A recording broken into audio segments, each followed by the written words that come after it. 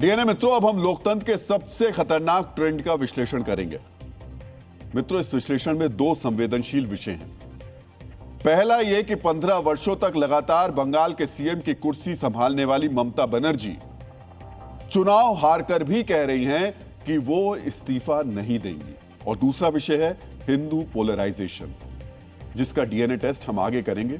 पहले बात ममता बनर्जी के नए ऐलान की। मित्रों, देश में एक परंपरा रही है कि जब कोई सत्ताधारी पार्टी केंद्र में चुनाव हारती है तो प्रधानमंत्री सीधे राष्ट्रपति को जाकर इस्तीफा सौंप देते हैं। इसी तरह किसी भी राज्य में सत्ताधारी पार्टी की हार होती है तो मुख्यमंत्री राज्यपाल को अपना इस्तीफा सौंपते हैं। यही राजनीतिक नैतिकता और संवैधानिक मर्यादा है। लेकिन 15 साल बाद जब ममता बनर्जी चुनाव हारी हैं तो वो इस्तीफा देने के लिए तैयार नहीं है। चुनावी नतीजे आने के बाद आज वो पहली बार औपचारिक रूप से मीडिया के सामने आई और स्पष्ट रूप से कहा कि वो लोक भवन जाकर इस्तीफा नहीं देंगी। मित्रों, भारतीय लोकतंत्र के इतिहास में ऐसा पहली बार है जब कोई मुख्यमंत्री चुनाव हारने के बाद भी कह रही हैं कि वो इस्तीफा नहीं देंगी। पश्चिम बंगाल के साथ साथ तमिलनाडु और केरल में चुनावी नतीजे आए। वहां की सत्ताधारी पार्टियां भी चुनाव हार गई। तमिलनाडु में सीएम एमके स्टालिन और केरल में सीएम पी विजयन दोनों ने राज्यपाल से मिलकर इस्तीफा सौंप दिया। पी विजयन ने तो चुनाव का नतीजा आने से एक दिन पहले ही यानी 3 मई को ही सोशल मीडिया पर अपने नाम के साथ लगा मुख्यमंत्री शब्द हटा लिया था। लेकिन दूसरी तरफ ममता बनर्जी हैं जो जनादेश को स्वीकार करने के बजाय मुख्यमंत्री की कुर्सी नहीं छोड़ने पर अड़ी हुई हैं। प्रश्न है, इसका मतलब क्या है? अगर वो इस्तीफा नहीं देती हैं तो फिर क्या होगा? संवैधानिक विकल्प क्या है? इन सवालों के साथ अब हम लोकतंत्र के सबसे खतरनाक ट्रेंड का विश्लेषण करेंगे। मित्रों, संविधान के निर्माता डॉक्टर भीमराव अंबेडकर ने कहा था कि संवैधानिक नैतिकता का मतलब है कि हम जनता के निर्णय का सम्मान करें। लेकिन आज मीडिया से संवाद करते हुए ममता बनर्जी ने नैतिकता का एक अलग ही परिभाषा को गढ़ दिया। ममता बनर्जी ने फिर से चुनाव आयोग पर पक्षपात का आरोप लगाया। उन्होंने कहा जो जनादेश आया है वो असली नहीं है, चुनाव को लूटा गया है, 100 से ज्यादा सीटें छीन ली गई हैं।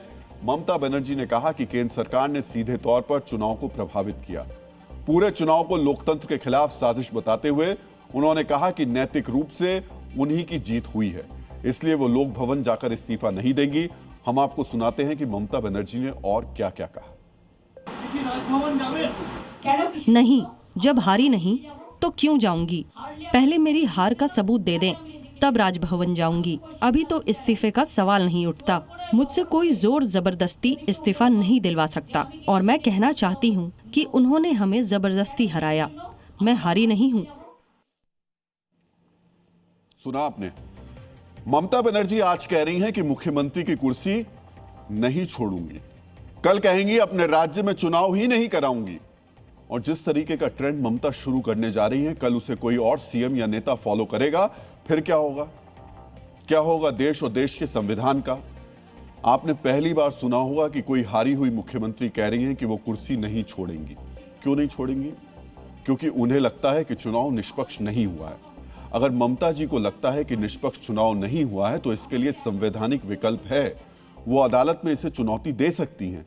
चुनावी नतीजों को चुनौती देने का उनका अधिकार कोई नहीं छीन सकता। लेकिन जब तक कोई सक्षम अदालत कोई आदेश नहीं दे देती तब तक ममता बनर्जी को इस जनादेश का पालन करना चाहिए।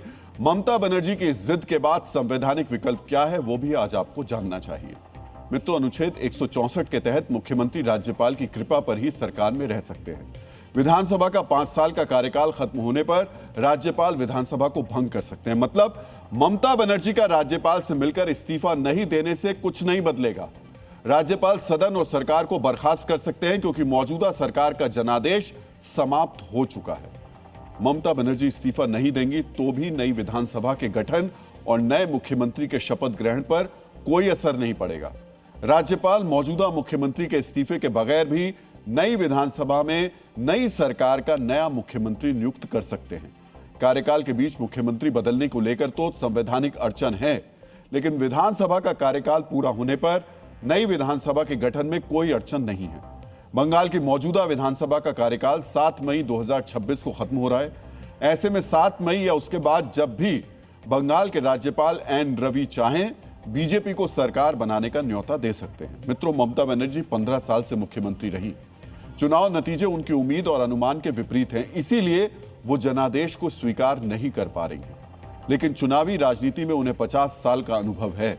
देश के गिने चुने अनुभवी मुख्यमंत्री में वो शामिल हैं, इसलिए उन्हें संवैधानिक विकल्प का ज्ञान जरूर होगा।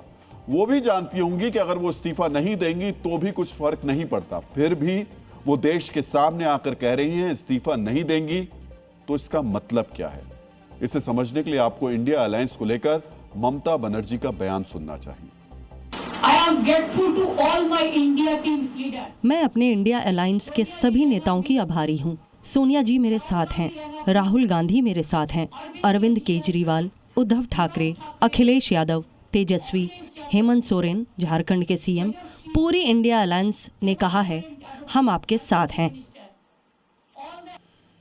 मित्रों, ये वही ममता बनर्जी हैं जिन्होंने 2024 में लोकसभा चुनाव के दौरान कहा था वो इंडिया अलायंस का हिस्सा नहीं है।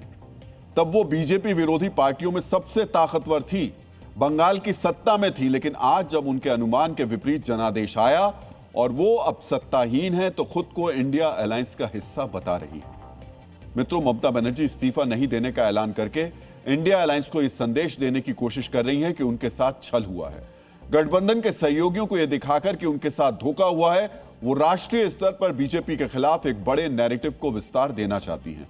ममता खुद को एक ऐसी नेता के रूप में प्रोजेक्ट करने की कोशिश कर रही हैं जो दबाव में भी नहीं झुकती, यानी वो गठबंधन में कमजोर कड़ी नहीं है। आप कह सकते हैं कि संवैधानिक ज्ञान होने के बावजूद ममता बनर्जी का यह संदेश राजनीतिक जिद नहीं है, बल्कि ताकत दिखाने की रणनीति है।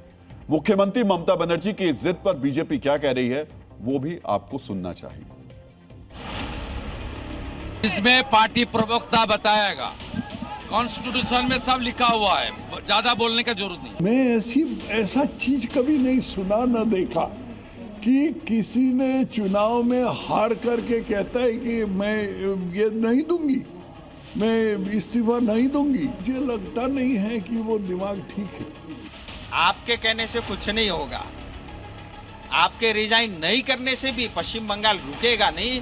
पश्चिम बंगाल तो मोदी जी के साथ चल पड़ा है, वो आगे बढ़ेगा। मित्रों, ममता बनर्जी ने जो आज कहा उसके पीछे की उनकी जो भी राजनीति हो, लेकिन उसे कहीं से भी जायज नहीं कहा जा सकता। ऐसे बयानों से अराजक स्थिति बनती है। हो सकता है कि वो अपने भविष्य के राजनीतिक फायदे के लिए ऐसा कह रही हो, लेकिन उनका जो राजनीतिक कद है उसे देखते हुए हम कहना चाहते हैं कि ऐसे बयान देने से उन्हें बचना चाहिए था। उन्हें इंडिया अलायंस के ही साथी एमके स्टालिन और पी विजयन से सीखना चाहिए था कि कैसे संवैधानिक मर्यादा का पालन किया जाता है। पी विजयन तो हारने के बाद अपनी गाड़ी से आए, लेकिन जो लगातार 3 बार मुख्यमंत्री रही, केंद्र में मंत्री रही, विधायक सांसद रही, वो ऐसी अराजक स्थिति बनाने की कोशिश कर रही हैं जो बिल्कुल भी ठीक नहीं है। सोचिए, 15 साल पहले जब वो पश्चिम बंगाल की सत्ता में आई थी, उस वक्त अगर तब के मुख्यमंत्री बुद्धदेव भट्टाचार्य ने ऐसा कहा होता तो फिर क्या होता?